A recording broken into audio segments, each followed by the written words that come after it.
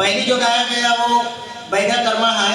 इसमें अभी हमारा बुजुर्ग गाया है वो ददरिया गाते हैं। छत्तीसगढ़ी में ददरिया का चलन बहुत है, इसलिए ददरिया है। तो कृपया थोड़ा से टोटल 1 मिनट समय लूँगा मैं। एक ददरिया में से और है, छत्तीसगढ़ में अधिकतर ददरिया का चलन है, इसीलिए बैगा में जो इसको गाते हैं अभी गाया है वो जोड़नी ददरिया है।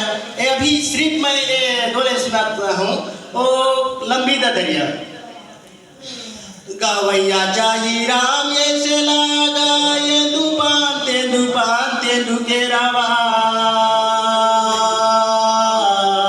घाट दुआ पानी खाना पिया सना कौन पाता रेली पाता लाले वै मोर कौन माया वाले लोटा मा पानी दे वैरे दोष।